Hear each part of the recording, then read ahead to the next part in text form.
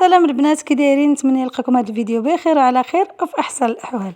اليوم ان شاء الله غادي نقترح عليكم هذه الكيكه اللي كتجيب واحد النكهه رائعه بزاف بزاف، بطريقه سهله وغير بجوج بيضات تقدر تحضري هذه الكيكه اللي كتجي رائعه الصراحه. مكوناتها بساطين ساهلين وناجحه من اول تجربه كوني متاكده منها، وكما قلت لكم المذاق رائع. كنضيفوا لها التفاح اللي كيجي رائع طبعا في الكيكات، انا من عشاق الكيكات ديال التفاح كيجيو رائعين بزاف. فخليكم معايا ان شاء الله في الفيديو كامل من الاول ديالو لاخر ديالو باش تعرفوا المقادير وطريقه التحضير.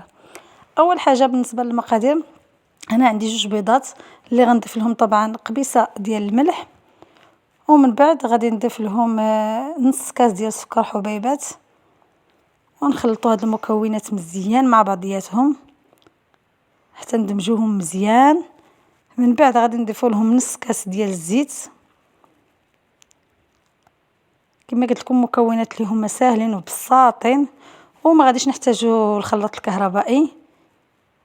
صافي غادي نخدموا غير بيدينا هاد المكونات كاملين. ومن بعد غادي نضيف واحد الكاس ديال الياغورت بالنكهه ديال الفاني اللي كتواتى بزاف مع التفاح. انا كتعجبني الفاني مع التفاح، كتعطي واحد لوغو زويون بزاف. صافي غادي نخوي هكا، ومن بعد غنضيف ربع كاس ديال الماء باش نحصل على القوام اللي انا باغيه. صافي من بعد ما ضفت 4 كاس ديال الماء غادي نخدم هاد المكونات مزيان، وغادي نضيف هنا الدقيق عفوا الساشي ديال الفانيلا، وغادي نخدمهم مزيان. ومن بعد عاد غادي نضيف الدقيق. هنا غندير كاس ديال الدقيق وجوج خمارات حمر من فئه 800 غرام، وغادي نخلطهم. نحاول نخلط المكونات مزيان كما كتشوفوا،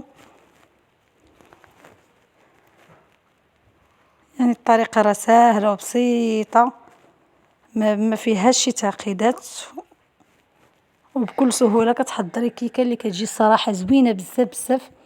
هنا غادي نضيف كاس اخر ديال الدقيق. انا القوام ديال الكيك ما بغيتوش يكون خفيف بزاف، بالعكس يكون ليا شويه ثقيل، وغادي تشوفوا معايا كيفاش غادي يكون القوام ديالها. هنا غادي ناخذ التفاحه اللي قشرتها، انا كندير التفاح الصغير عادي، غادي نقطعو طريفات صغيورين هكا. ومن بعد غادي نضيف لواحد الساشي ديال الفانيلا، وغنضيف لواحد المعلقه ديال السكر حبيبات، وغنضيف له شويه ديال القرفه.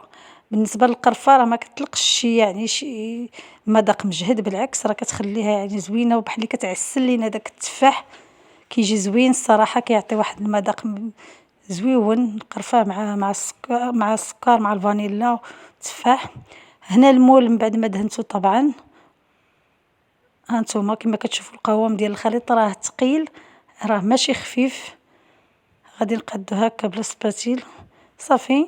ومن بعد غادي ندخلو غادي نفرغ داك الخليط ديال التفاح عفوا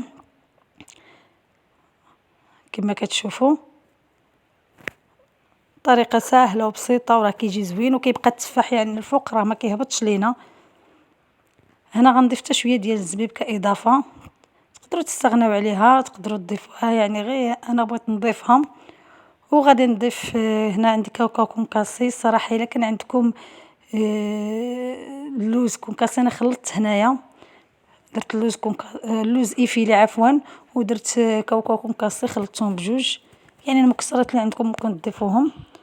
ومن بعد هانتوما كما كتشوفوا انا غندخلها للفران اللي بارد طبعا، عاد كنت كندخل كيكه عاد كنشعل عليه، ونتلاقاو ان شاء الله. هنا من بعد ما وجدت الكيكه ديالي هانتوما كما كتشوفوا الشكل ديالها، الصراحه كيجي زوينه بزاف بزاف. انا غادي نحيدها من المول. هنا من بعد ما حيدتها من المول زينتها بخطوط ديال الكراميل كانت متوفره عندي، ما كانش عندكم ماشي ضروري. هانتوما القوام ديالها شفتوا كيفاش كتجي، يعني واخا كنخلي داك القوام ثقيل ولكن بالعكس هي كتجي مفشفشه زوينه بزاف رطبه، وواحد المذاق رائع. انا هنا قسمت معكم باش تشوفوا الشكل من الداخل كي جا. نتمنى انها تنال الاعجاب ديالكم، ما تنسوش تدعموني باللايكات ديالكم، بارطاجيو الفيديو مع العائله ديالكم والاحباب ديالكم باش ينتشر الفيديو كثر وكثر بالفضل ديالكم طبعا. الناس اللي كيزوروا قناتي اول مره يشاركوا فيها ويفعلوا الجرس باش دائما توصلوا بكل ما هو جديد، وما تنسونيش من التعاليق ديالكم الزوينه اللي كتحفزني دائما باش نحط كل ما هو جديد. ان شاء الله نتلاقاو في فيديو جديد وفي اقتراح جديد.